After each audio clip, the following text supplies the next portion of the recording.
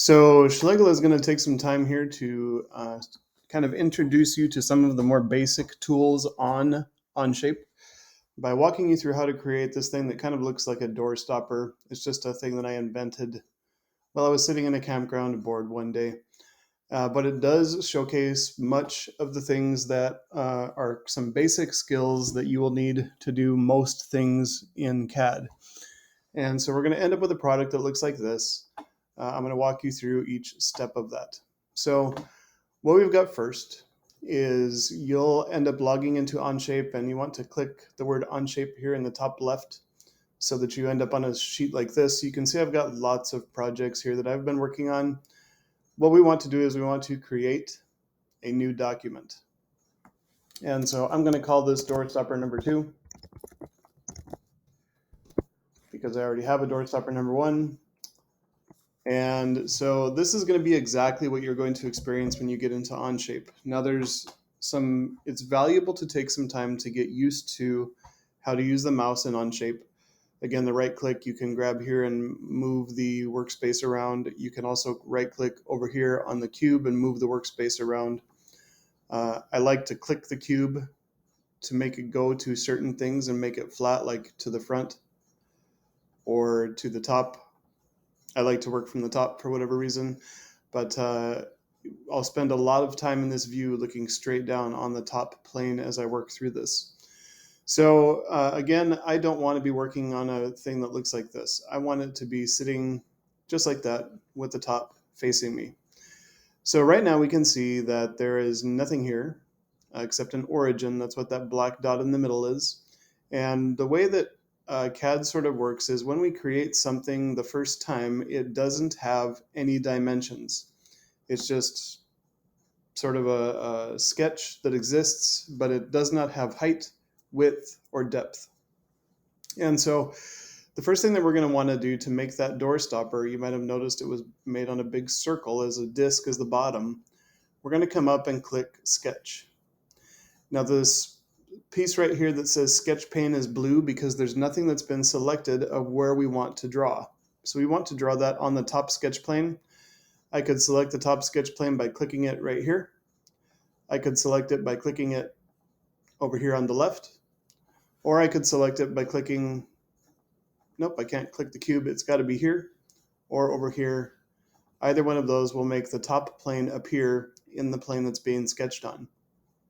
I am going to go fairly quickly in this video, so do pause as you need to.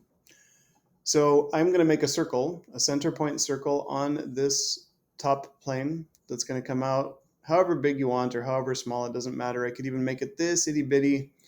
It's not going to matter because I'm going to come up to this tool right here, which is the dimension tool. And you'll see if you hover over it that it will tell you it's the dimension tool, and it can be used to add dimensions to and between sketches. So I just want to click the edge of this circle and pull my mouse off to the side and then click the number again, the number in there. Right now we can see that the diameter of that circle is 0.38 or so inches. I want the diameter of that circle to be 4 inches. Now we may be wondering, why did that end up way over there? Let's go ahead and bring it back down here. I don't know why it ended up way over there. Don't really care either. How about that? So we can see that the 4 is there, but it has this 0 with a slash in front of it. The 0 with the slash in front of it tells us that the diameter is what's being measured here, not the radius. And so this circle has a diameter of 4 inches and a radius of 2 inches. So it's important to understand what the things on the screen are telling us, and that's one of them. So next I can rotate this around and look here and notice that I have no depth in this circle at all. It is just existing out there. In real life, it's impossible to draw something without depth. Even if you draw a circle on a piece of paper, it's the thickness of the graphite that got laid down or whatever. But in Onshape, this has 0 depth. So what we're going to do is we're going to click the green check mark here because we're done with that sketch. And we want to turn this sketch into a physical object. And to do that, we're going to use this tool right here that is called the Extrude Tool. And it's just like the Play-Doh extruder where you put something in the extruder, you smash it down and the Play-Doh comes shooting out. When we click the extruder, We're going to be asked, do we want to make, how far do we want this thing to pop out? And a few other questions that will go in more into depth as we continue. So first thing is I'm going to click the extruder, and we're going to have this blue box here asking us what we want to extrude. Well, I want to extrude this circle. So I'm going to click that circle. I'm going to leave the other settings the way that they are, and I want to make sure that the depth is 1 inch. So for now, I'm going to go ahead and hit the check mark, and I'm going to ignore these other things that are here. We'll talk more about those later. So we can see now that our circle has depth. It has grown into a physical form of a disc that is 1 inch thick and 4 inches in diameter. This is probably a good place to pause if you're having any difficulty getting to this spot without it being pretty simple at this point. So please do pause as you need to. Don't let me get too far ahead of you, because again, I am going to keep a pretty perky pace working through this. Now the other piece is that we had on this kind of a dome looking thing popping up above here, and that would be like the rubber piece or whatever that the door hits when it, instead of hitting the wall. And so what we want to do now is we're going to create a new sketch. And instead of creating the sketch on the top plane, do not create the sketch on the top plane. We want to create the sketch on top of this circle. We want a center point circle. And this time we're going to make our center point circle have a diameter of 2 inches. I got pretty close, it's 2.154, but I'll come up here to my dimensions tool and change that diameter to be 2. So just like before, that circle that I just created has no depth. It's just kind of a circle in space. And so that's okay for us. We want to leave it like that. So we're going to click the check mark. And one thing that I should bring up is with these sketches and extrudes, they're going to be listed over here on the side. And every time we create something new, it's going to pop up over here. If you end up with something that is red here and not black, something is broken, you want to delete it, and you want to do it over again. And so we're going to go ahead and extrude. We'll do this center part of the circle. And now we need to talk about these options here. Do we want a new extrusion? Do we want to add to what already exists? Do we want to remove, which would be to make like a hole? So like if I click remove, we can see that now we have a hole in the center of this thing. We don't want that. We definitely either want to add it, which makes it pop out, or be new. And there's a very subtle difference here. The difference is that if I do add, it's still blue. And if I do new, it's gray. And for this one, we want to do new because this piece down here, if this was real life, would be metal. And then this piece right here that we just created would be the rubber piece that is attached, that is kind of screwed to the plate that is screwed to the wall. So we do not want this to be an extension of this base that we created. We want this to be a new part that is just basically for now touching this part. So again, we want the new option. We want to make sure that this says the face of sketch 2, not the top plane. And then we can hit the checkbox, and we've got something that already kind of looks like what we're trying to end up with. We've gotten quite a ways so far already. So again, a good time to pause, and I'm going to go ahead and move on. So the next piece that I'm going to do is I know I want a hole in the middle of this thing. And again, that's going to be a circular hole. So I will make a sketch. I need to select the face that I want the sketch to be on. I don't want it on the top plane. I don't want to make a hole in the blue one yet. I want to make a hole in this center piece here. Do not click the edge of it. Make sure you're clicking the face of that circle to make the hole. We want to make sure this says face, not edge. Now, in order to make our hole, we are going to do an extrude. We are going to need a circular hole in there, so we need another circle. And we want that circle to have a diameter of 1 inch. Okay, so that's it for our sketch. Now we are going to extrude that circle. This circle right here in the middle. Again, click the face of the circle, not the edge. And we want to remove. So we can kind of see before we actually hit the checkbox, that looks correct. We're removing the centerpiece of that part there. And so we can see that we have now we're even getting closer to what we needed to end up with. And so now again is a good time to pause and make sure you're caught up to this, because I'm moving on to the next thing. And the next thing for me is that you may have noticed that this outside edge here was very rounded, and this inside edge here was cut out a little bit. Now the two tools we're going to be using to do that is one called fillet, and that does rounding like you see on this icon here. And the other is chamfer, which does kind of a cutout, which you see on this tool right here.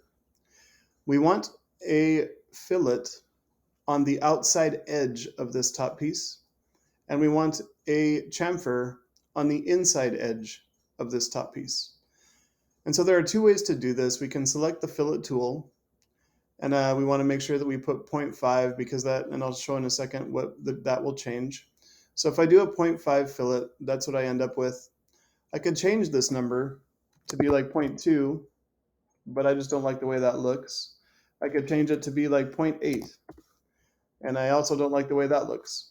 I could change it to be 2, and you'll notice that that fillet turns red. I also get a red streak around the outside right there because that number is too big. It does not work.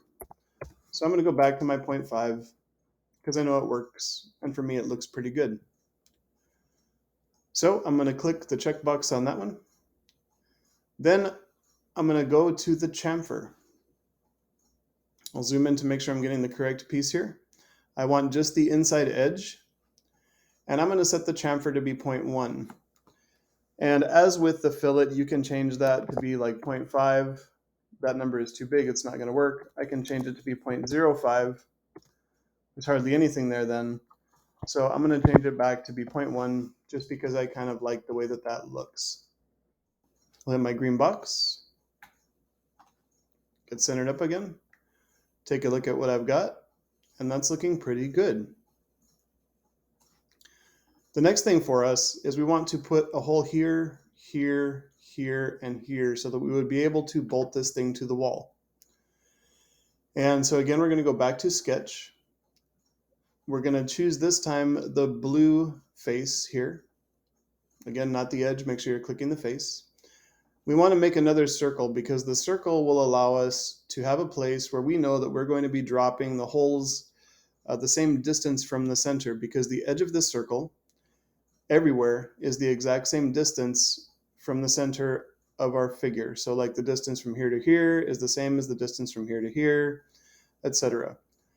I want that circle to have a diameter of 3 inches. But I'm not going to click the green box yet, because in order to put holes in this, we need points to work from. So I'm going to get the point tool and watch my mouse and listen to my words. I'm going to hover over the center point, and notice the yellow dotted line that comes as I leave the center point.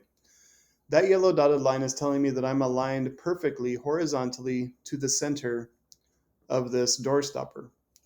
And when I get out to the circle, that also lights up yellow. That tells me that I'm going to be dropping a point exactly on the yellow circle, lined up horizontally with the center of the figure. So I'm going to do that and drop a point there. The same thing down here in the bottom. I wait for the dotted yellow line, drop a point there. The same thing here, both are lit up, I drop a point there. And the same thing here, both are lit up, I drop a point there.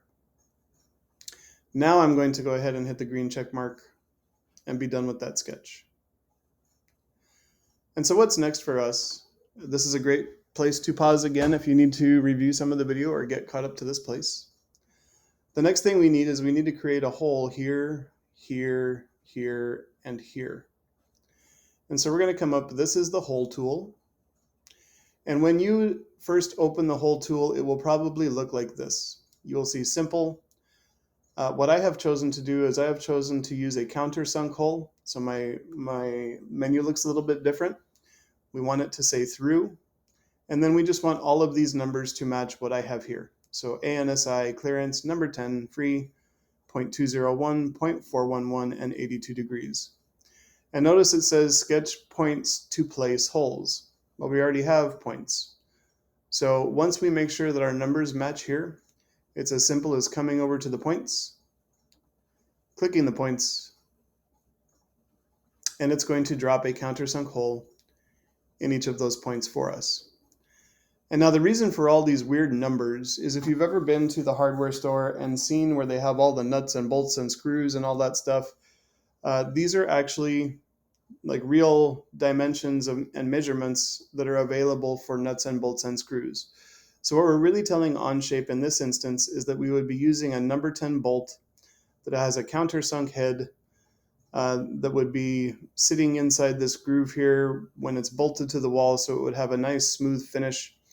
And every bolt is going to have its own, and every screw and every nut and every washer and all that is going to have its own specific dimensions that would be needed to be entered in here to be the right part. And so now I've got my holes.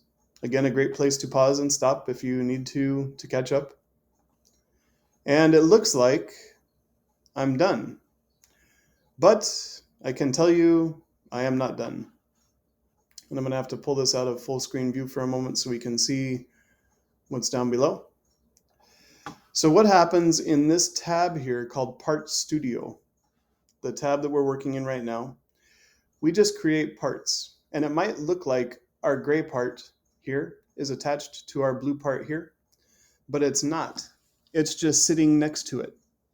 And so the final step of all of this to create this door stopper is going to be to click over into this tab called the Assembly tab. Now we're going to notice that these tools up here look different in the Assembly tab. And they have these things called mates. And so mates in CAD are basically things that we use to stick two things together in a specific way. So like for instance, this fastened mate will lock two items together and neither one of them will be able to move. This revolute mate would allow something to spin on something else. This slider mate would allow things to slide back and forth. And this planar mate would allow you to move something all over the surface of something, but it wouldn't be able to be lifted off of it. Like if you were, I don't know, sliding a cup around on your kitchen table at home or something, that would be like a planar mate. So in order to attach those two pieces, what we need to do is go to Insert and select the part. Or you could choose each of these parts separately. Either way would be okay. I chose the part as a whole because I want to demonstrate something. Watch what happens when I grab the gray piece and pull it away. I can pull it away. It is not attached to that blue piece. That's what we're here to fix. And so what I want to do now is I want these to be mated together, fastened. So I'm going to select a fastened mate. Now watch as I pull this thing around. You see these funky little green, blue, red colory thing? That's the mate. It's choosing pieces. It's telling me, hey, there are pieces of this gray thing that I can identify that you might want to stick to something else. And there are pieces of this blue thing over here that I can identify that you might want to stick to something else. For me, mates are the hardest part of doing CAD, especially trying to get bolts to go into holes correctly. For some reason, it's very challenging for me. So what we want to do is we want to be super careful about how we select the mate. We want to select the mate that either has the whole cylinder inside lit up like that, but is at the bottom of the gray piece, or the mate that just has the circle lit up like that, that is also at the bottom of the gray piece. Either one will work. So I'm going to click now. And it's going to ask, gee, what do you want us to stick that to? Well, I want it to be stuck to the center of the top of this plate. And you'll see that there's a mate there. I could also stick it to the top of that hole right there. I don't want to do that. So I'm going to take that off.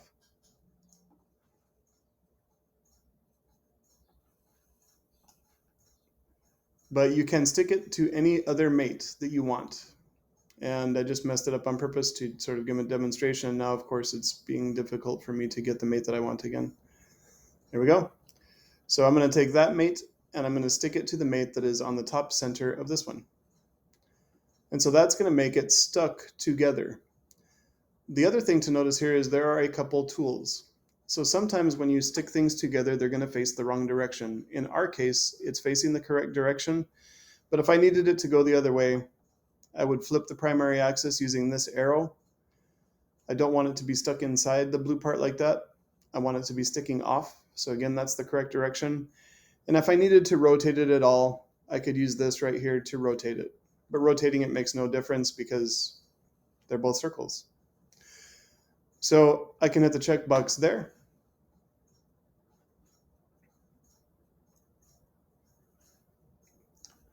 And you can see that my mates are together. And now what that did is when I grab the gray piece and try to pull it off, it will not come off. The gray piece and the blue piece are stuck together. They are fastened, mated. They will not come apart. And so now Onshape would treat this as one part altogether, not two separate pieces that are just sitting next to each other. That's going to be it for this video. I hope this is helpful. I hope this is fun. And I hope you look forward to the other Schlegel videos and experiences in Onshape, like the skateboard, the blocks, and the spin copter. Enjoy!